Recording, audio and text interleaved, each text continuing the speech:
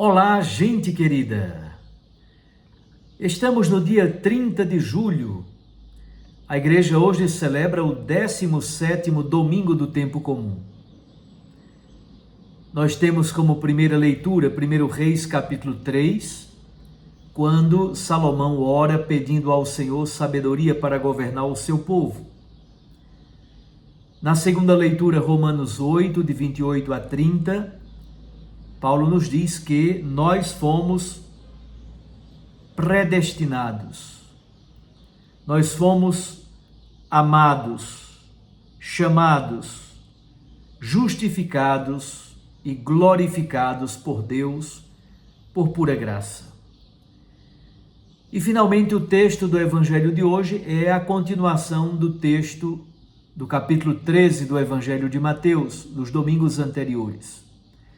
Mateus 13, de 44 a 52. Naquele tempo disse Jesus a seus discípulos: o reino dos céus é como um tesouro escondido no campo. Um homem o encontra e o mantém escondido. Cheio de alegria, ele vai, vende todos os seus bens e compra aquele campo. O reino dos céus é também como um comprador que procura pérolas preciosas. Quando encontra uma pérola de grande valor, ele vai, vende todos os seus bens e compra aquela pérola. O reino dos céus é ainda como uma rede lançada ao mar e que apanha peixes de todo tipo. Quando está cheia, os pescadores puxam a rede para a praia, sentam-se e recolhem os peixes bons em cestos e jogam fora os que não prestam.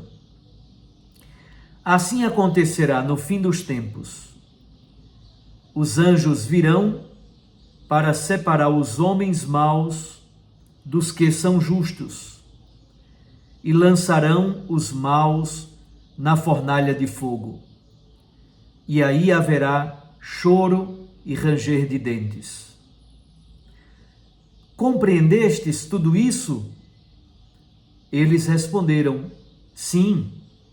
Então Jesus acrescentou: assim, pois, todo mestre da lei que se torna discípulo do reino dos céus é como um pai de família que retira do seu tesouro coisas novas e velhas. Palavra da salvação. Glória a vós, Senhor. Minhas irmãs e meus irmãos, estamos celebrando hoje o 17º domingo do tempo comum. Ao longo destes domingos, nós estamos lendo o capítulo 13 do Evangelho de Mateus, o chamado discurso em parábolas. Nos domingos anteriores, Jesus contou a parábola do semeador, a parábola do joio e do trigo, a parábola do grão de mostarda e a parábola do fermento. Jesus nos adverte sobre o perigo de ser uma comunidade puritana que se imagina perfeita. Descobrimos, portanto, que há ambiguidade, que existe joio entre nós. E Deus é profundamente paciente em sua pedagogia misericordiosa. Jesus também nos ofereceu a possibilidade de refletir sobre a soberba, sobre o desejo de ser grande. O reino dos céus é pequenino, é quase imperceptível, é como o grão de mostarda ou como o fermento do Evangelho espalhado no mundo, levedando a cultura, levedando a sociedade. Nesse capítulo 13 do Evangelho de Mateus, Jesus também reflete sobre o significado de falar em parábolas aos discípulos.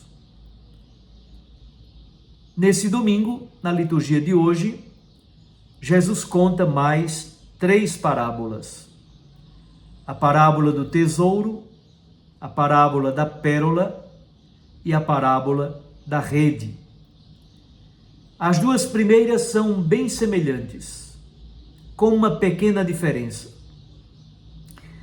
Primeiro, Jesus é o tesouro escondido e a pérola preciosíssima.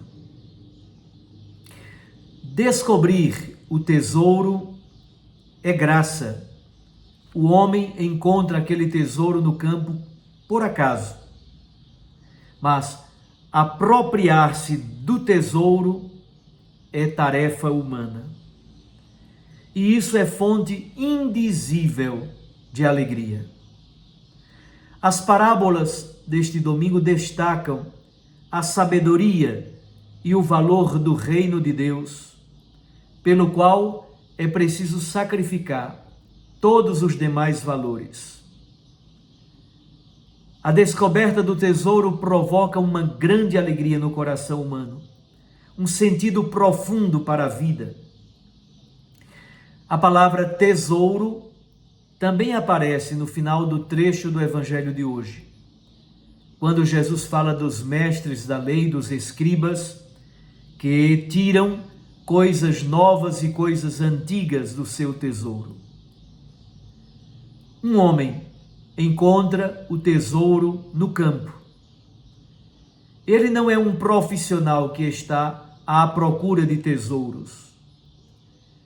Ele o encontra por acaso, por pura coincidência, por pura sorte. Em linguagem cristã nós dizemos por pura graça, graça de Deus. A pergunta agora é: o que ele fará para tomar posse desse tesouro?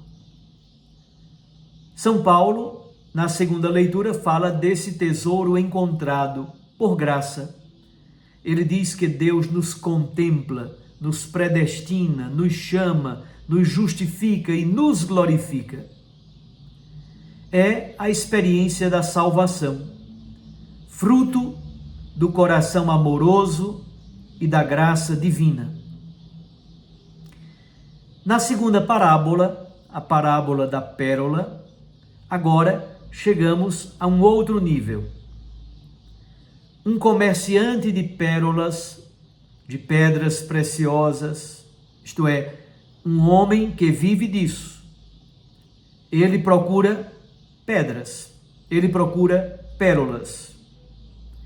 Ele encontra a pérola preciosíssima como fruto do seu esforço, fruto da sua labuta, fruto da sua procura.